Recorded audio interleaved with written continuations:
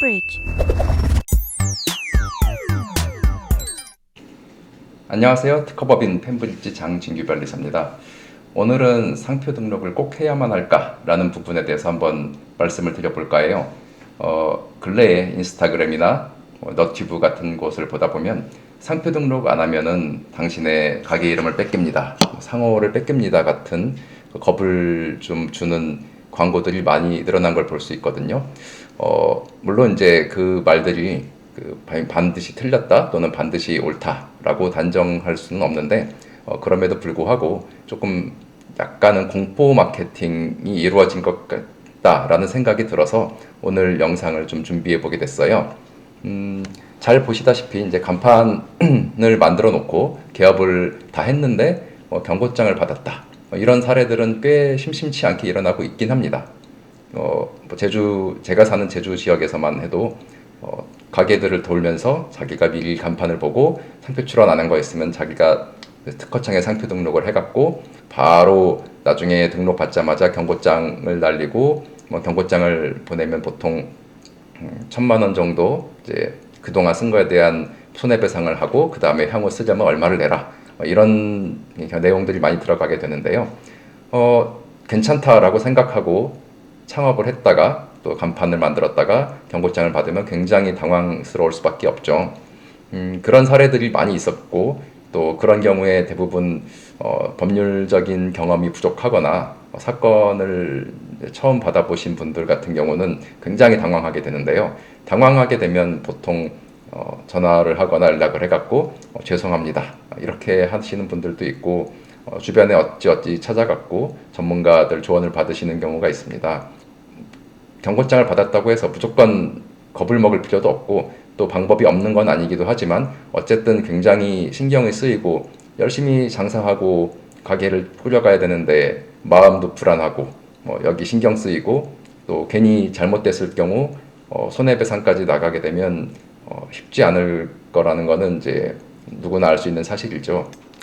보통은 이제 자기 상호, 그러니까 자기가 쓰기로 한 가게 이름 같은 경우, 또 거래할 때 거래 서류에 들어가는 그런 이름들 같은 경우는 일반적으로는 상표를 누군가가 등록을 했다고 하더라도 상표권 효력이 미치지 않도록 상표법에 규정을 하고 있어요.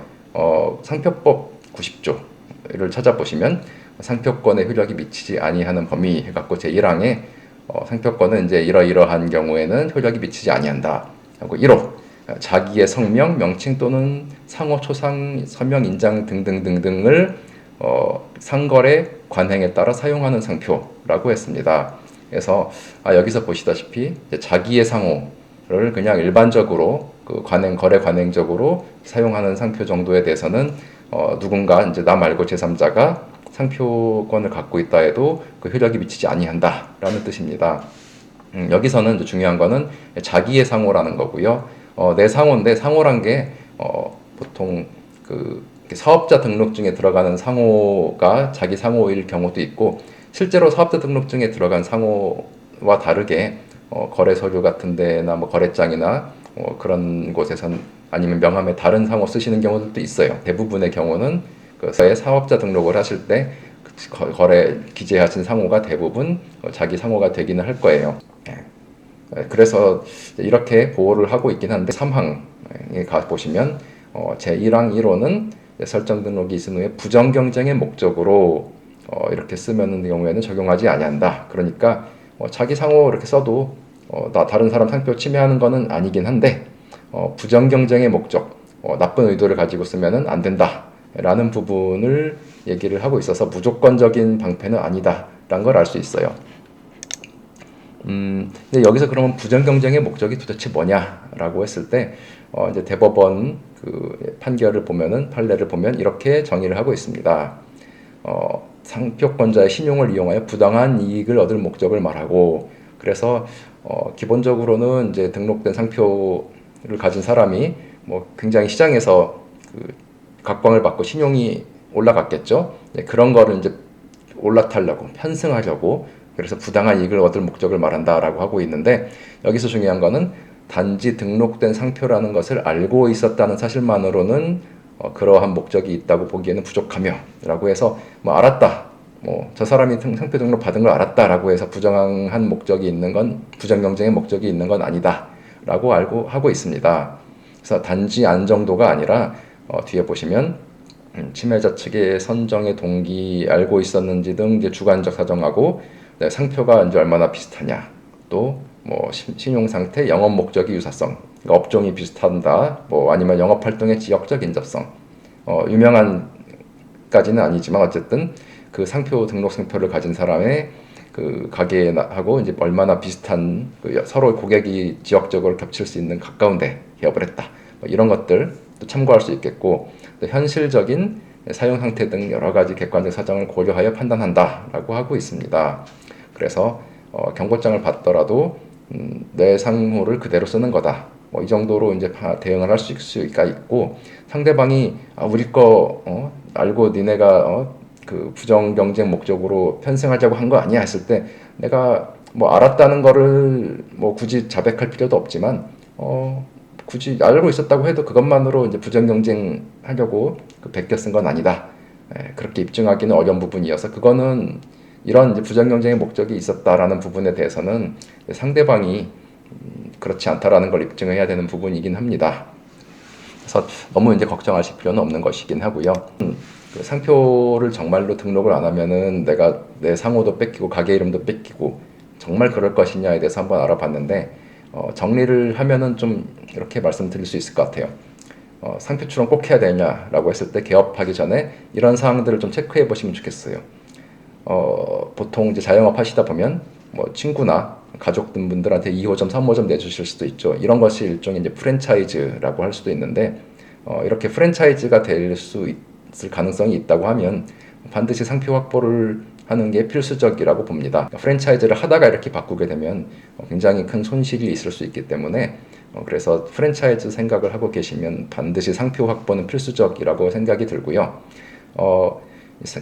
상표를 이제 단순히 내가 좋아하는 거를 이대로 변리사님 찾아가서 출원을 의뢰해야지라는 것보다는, 뭐 여건이 된다고 하면 여러 가지 상표들을, 이제 후보들을 미리 해외 진출까지도 감안하셔갖고 이제 브랜딩 컨설팅을 좀 받아보시고, 겸해서 변리사하고 협업을 해서 그 상표가 이제 등록 가능할 것인지 아닌지에 대해서도 좀 검토를 해보시는 게 좋을 것 같아요. 그래서 정리하면 이제 프랜차이즈 하실 거다, 2호점, 3호점 내실 거다, 꼭 낼 때가 아니라 자식 때라도 뭐 이럴 가능성이 있다 하면은 상표 출원 꼭 하시는 게 좋겠고요. 그냥 나는 이 가게만 유지하고 자영업 수준에서 계속 갈 거다 라고 하더라도, 아까 보신 것처럼 누군가한테 이제 경고장을 받을 수도 있고, 또 간판 생각하실 때 상담 정도는 한번 받아보시고, 그냥 무료 상담 말고요, 제대로 이제 비용 지불하시고 이거 그대로 써도 될 건지 그 상담 정도는 받아보시는 게 좋습니다. 왜냐하면 자기가 아까 말씀드린 것처럼 상표법 90조에 의한 방어는 그 자기 상호를 그대로 쓸 때만이에요. 그래서 자기 상호는 이런데 뭐 간판은 좀 다른 이름으로 할 수도 있고 그런 경우가 있잖아요. 아니면 가게, 그러니까 요식업이나 카페 같은 것뿐이 아니라 물건을 만들어 파실 경우에도 그 상표를 쓰실 수 있는데, 그때는 자기 상호가 아니잖아요. 그럴 때 이제 그 물건에다가 그 상표를 붙이거나 했을 때 누군가 이미 등록받은 상표를 침해할 수도 있고, 그럴 경우에는 자기 상호가 아니기 때문에 저렇게 방어할 수가 없거든요.